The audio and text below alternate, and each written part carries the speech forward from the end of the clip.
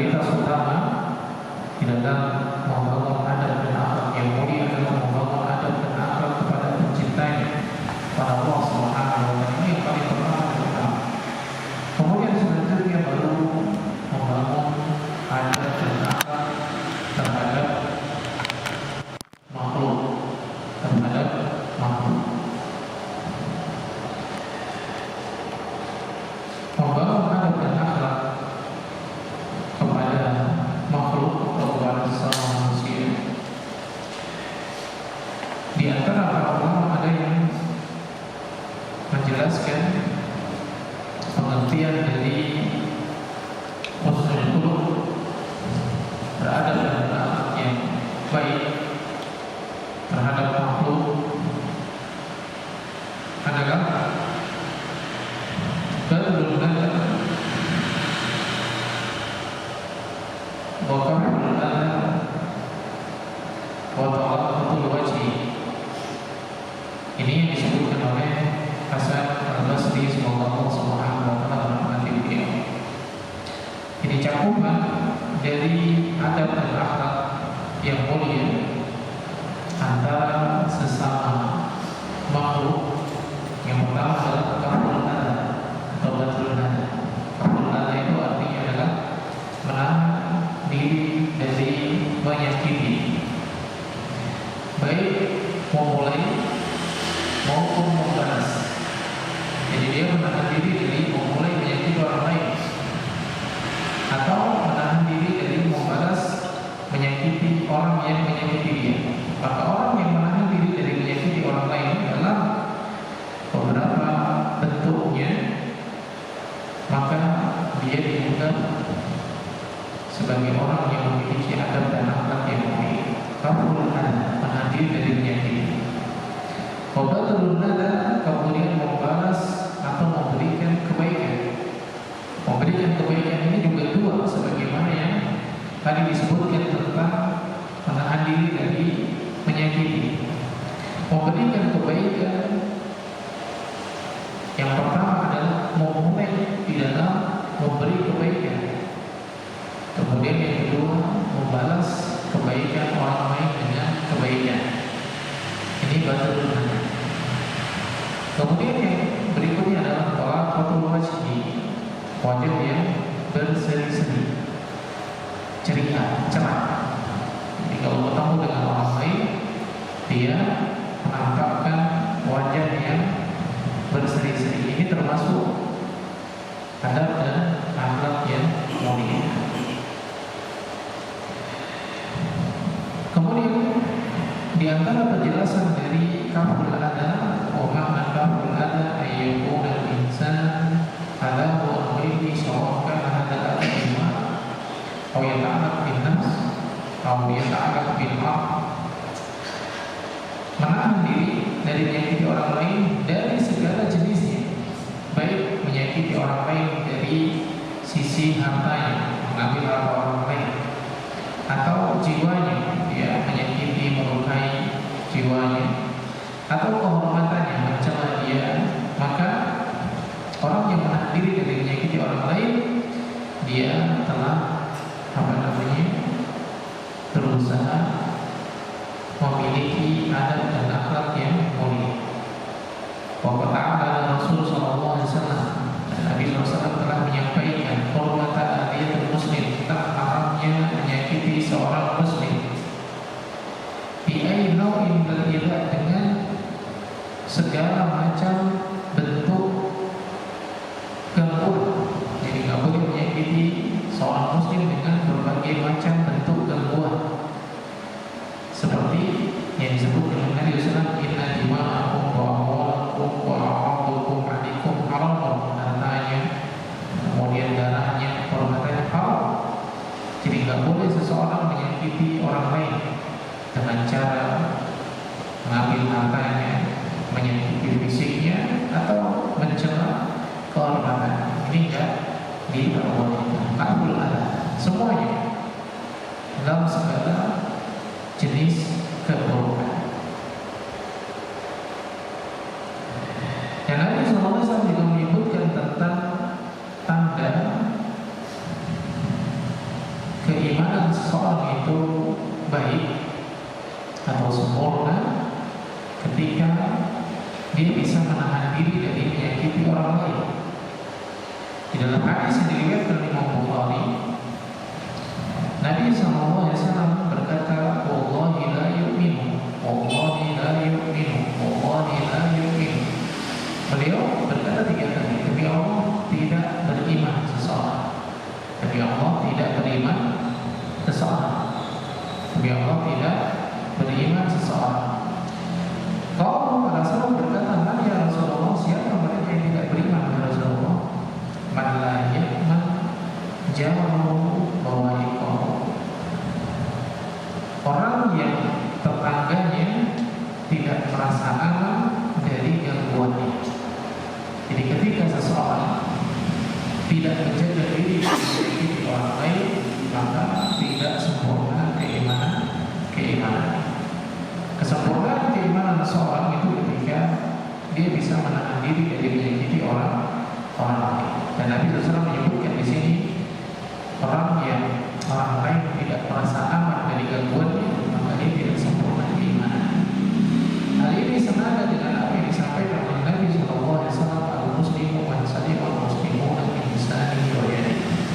Seorang muslim itu adalah yang seorang muslim lainnya selamat dari gangguan lisan dan gangguan tangannya. Ini yang pertama. Jadi adab dan akhlak yang mulia yang pertama adalah kamu ada menahan diri dari menyakiti orang lain. Kemudian makna badrul nada, membalas kebaikan, adalah sebagaimana yang dijelaskan oleh Allah Subhanahu wa taala dalam surat Al-Imran ayat yang ke-134, alladzina yunfiquna fis-sarra'i wad-dharra'i wal-kadhibina al-ghaidha wal 'afina 'anil nas wallahu yuhibbul muhsinin. Orang-orang yang menginfakkan hartanya fis-sarra'i wad-dharra'i, baik dalam keadaan lapang maupun dalam keadaan sempit, wal-kadhibina al-ghaidha, dan menahan amarahnya, wal 'afina 'anil nas, memaafkan kesalahan manusia. Allah yuhibbul muhsinin, Allah mencintai orang-orang yang berbuat baik. Maka Allah Subhanahu wa taala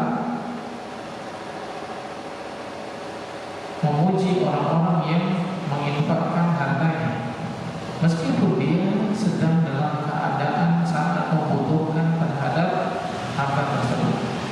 Alladzina yunfiquna fis-sarra'i wad-dharra'i, dia tahu dia butuh, tapi dia lebih mendahulukan Allah Subhanahu wa taala. Apa maksudnya lebih mendahulukan Allah Subhanahu wa taala? Daripada memenuhi kebutuhan dia lebih mendahulukan mengikuti perintah Allah Subhanahu wa taala. Karena terkadang seseorang itu merasa itu adalah kebutuhan dia, padahal hanya sekedar keinginan.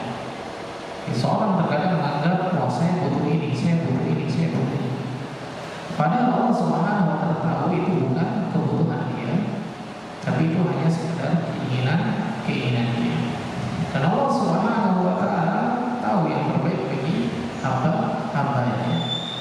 Maka ketika Allah Subhanahu wa taala perintahkan hamba-hamba yang untuk berinfak atau bersedekah atau membantu orang lain, maka itu sesuai dengan kemampuan setiap hamba. Dan Allah Subhanahu wa taala perintahkan mereka untuk tunduk terhadap perintah Allah Subhanahu wa taala tersebut. Maka di sini Allah Subhanahu wa taala memuji seorang hamba yang menginfakkan hartanya bisa dalam keadaan lapang maupun dalam keadaan sempit dalam pandangan manusia. Tapi di dalam pandangan Allah Subhanahu wa taala tidak ada yang sempit di pandangan Allah Subhanahu wa taala. Semua rezeki Allah Subhanahu wa taala lapangkan. Yang menjadikan seseorang itu merasa kurang, menjadikan seseorang itu merasa sempit, bukan Allah Subhanahu wa taala yang mengurangi rizkinya, tapi qanaah, rasa cukup dan syukur dia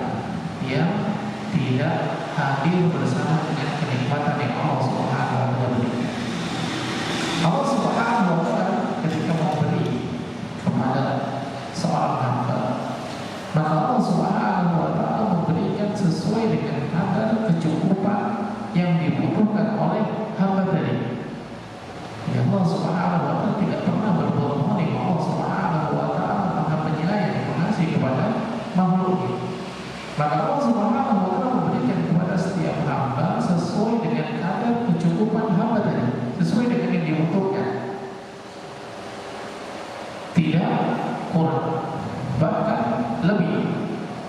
Maka senantiasa hendaknya kita sadari ketika kita mendapatkan sesuatu, maka sesuatu yang Allah Subhanahu wa Ta'ala berikan kepada kita itu tidak akan pernah kurang. Yang ada adalah lebih, pasti lebih. Karena Allah Subhanahu wa Ta'ala tidak pernah mengurangi hak dari hamba-Nya. Namun terkadang seseorang merasa sempit di dalam pemberian tersebut. Kenapa? Karena qanaah dia, rasa syukur dia itu tidak hadir bersama dengan kenikmatan yang Allah Subhanahu wa Ta'ala berikan kepadanya. Kita ambil contoh sederhana, sama-sama 100.000 misalnya. Yang satunya diterima dengan mengucapkan alhamdulillah, segala puji dan syukur kepada Allah Subhanahu wa Ta'ala 100.000. Yang satunya cuma 100.000, maka akan beda rasanya. Bagi orang yang ketika mendapatkan satu buah pisang misalnya, alhamdulillah sebuah pisang, bersyukur dia, maka dia akan merasa cukup, merasa nikmat dengan kenikmatan tersebut.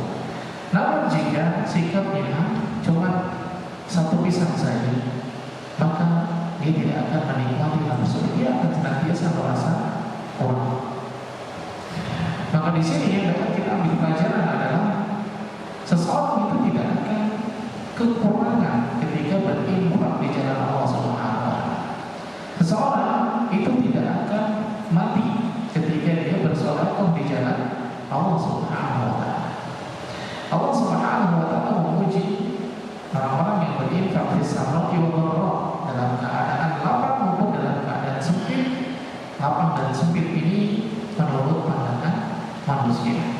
Kita kadang susah untuk bersedekah, sudah memiliki banyak kenikmatan, namun tetap susah untuk bersedekah. Kenapa?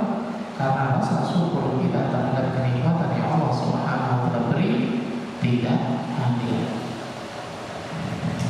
Selalu merasa tidak punya, selalu merasa kurang. Padahal di tempat kita, misalkan di rumah, itu banyak harta yang berjajaran bahkan tidak dihiraukan.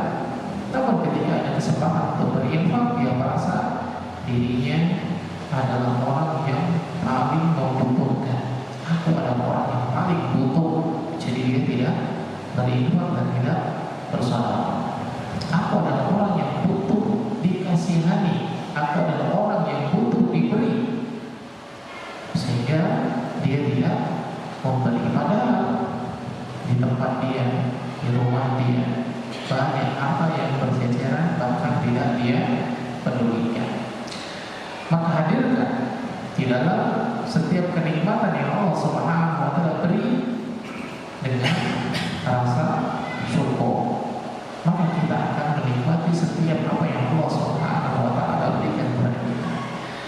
Ada seseorang ketika makan pisang misalnya, satu buah pisang dia makan, kemudian ada yang minta, maka dia bagi dua dengan senyuman, dia bagi dua dengan hati yang lapang, dia bagi dua dengan kebahagiaan. Bahkan terkadang tidak menunggu ada yang minta, tapi dia dengan inisiatifnya, gitu kan? Dia dengan inisiatifnya membagi dua pisangnya. Ayo, siapa yang mau? Ini adalah keimanan yang kuat. Sebagaimana disebutkan oleh Nabi SAW, tanda dari apa? Keimanan seorang itu kuat adalah dia menyukai jika orang lain mendapatkan sesuatu yang dia sukai mendapatkannya. Bahkan Nabi SAW mengatakan, la yu'minu ahadukum hatta yuhibba li akhihi ma yuhibbu li nafsihi. Tidak sempurna keimanan seorang sampai dia mencintai atau menyukai untuk saudaranya sesuatu yang dia sukai untuk dirinya sendiri. Ketika dia mendapatkan kenikmatan, ketika dia mendapatkan rizki, maka orang yang dia akan memiliki perasaan ingin orang lain mendapatkan kenikmatan seperti yang dia dapatkan. Maka ketika dia mendapatkan satu buah pisang misalnya, dia bahagia, dia senang dengan syukur yang hadir di dalam kenikmatan tadi, dan dia ingin membagikan kenikmatan tadi kepada orang-orang di sekitarnya. Maka dia bagi dua, dia cari siapa orang yang mau berbagi kenikmatan dengan dia. Dia adalah tanda kuatnya keimanan seseorang. Jadi tidak nunggu orang meminta, tapi ketika dia mendapatkan kenikmatan, dia berusaha mencari orang untuk berbagi kenikmatan yang Allah berikan kepada dia. Dan ini adalah bentuk syukur dia kepada Allah Subhanahu wa Ta'ala. Terima kasih dia kepada Allah Subhanahu wa Ta'ala. Dia membagikan kenikmatan yang Allah berikan kepada dia kepada orang-orang. Dia memasukkan kebahagiaan yang Allah Subhanahu wa Ta'ala berikan kepada dia kepada orang di sekitarnya. Nah, ini adalah realisasi dari apa yang disampaikan oleh Nabi sallallahu alaihi wasallam. Ayyumin ahadukum hatta yuhibba li akhihi ma yuhibbu li nafsihi. Dan sempurna keimanan seorang sampai dia itu mencintai untuk saudaranya sesuatu yang dia cintai untuk dirinya sendiri. Maka ketika dia mendapatkan kenikmatan, mendapatkan karunia, walaupun hanya sepotong pisang, walaupun hanya sepotong roti, walaupun hanya sebutir kurma, lihat bagaimana hadis Aisyah radhiyallahu taala menceritakan ada seorang wanita dengan apa? Dengan anaknya. Dia diberikan kurma, disedekahkan kepada dia, kemudian dia bagi kurmanya dengan anak-anaknya, bukan hanya untuk dirinya sendiri. Kalau kita lihat apa artinya satu potong atau satu butir kurma, apa artinya satu butir kurma? Kalau kita lihat satu butir kurma dimakan juga tidak mengenyangkan. Tapi beda dengan orang-orang yang bersyukur. Yang dia lihat itu bukan zat yang dia pegang, yang dia lihat bukan kurmanya, yang dia lihat bukan permennya, dia lihat bukan pisangnya, yang dia lihat bukan makanan atau minumannya. Tapi ini adalah rizki dari Allah Subhanahu wa Ta'ala yang datang kepada dia, yang hendaknya dia syukuri. Dan ketika seseorang merasa ini adalah kenikmatan dan karunia dari Allah, dan dia bersyukur kepadanya, dia akan berusaha menjadikan di dalam setiap kenikmatan ada pahala yang dia dapatkan. Bukan hanya dapat nikmatnya, tapi dia juga dapat pahalanya. Maka dia bagi dengan orang. Dia bagi dengan orang. Apakah artinya sepotong pisang yang dibagi dua dimakan juga enggak mengenyangkan, tapi pahala dari keikhlasan memberinya ini melebihi segala apa yang dia punya. Mungkin itu yang akan menyelamatkan dia, mungkin itu yang akan mengantarkan dia ke surganya Allah Subhanahu wa Ta'ala. Dia tidak pernah tahu. Maka jangan pernah meremehkan perbuatan baik sekecil apapun. Maka di sini Allah Subhanahu wa Ta'ala memuji orang-orang yang berinfak bisa roti dalam keadaan lapang maupun di dalam keadaan sempit. Dan inilah adab dan akhlak yang mulia yang tadi kita sebutkan, yaitu apa? Badlun nada, memberikan kebaikan, membalas kebaikan. Tidak tunggu kita punya satu tangan pisang untuk berbagi, satu potong pun, setengah potong pun dibagi-bagi terus. Ini merupakan adab dan akhlak yang mulia. Satu buah jeruk misalnya, tidak menunggu punya satu keranjang jeruk untuk berbagi. Satu jeruk dibagi dua, dibagi tiga, dibagi empat. Bukan tentang kenyang atau tidak kenyang, enak atau tidak enak, tapi berbaginya itulah yang mendapatkan pahala dari Allah Subhanahu wa Ta'ala. Ikhlasnya dia itu yang mendatangkan pahala. Maka beruntunglah orang yang bisa menjadi menjadikan dalam setiap kenikmatan yang Allah Subhanahu wa Ta'ala beri ada pahala yang dia dapatkan, ada kebaikan yang dia berbagi dengannya. Ini makna badrun nada. Jadi ada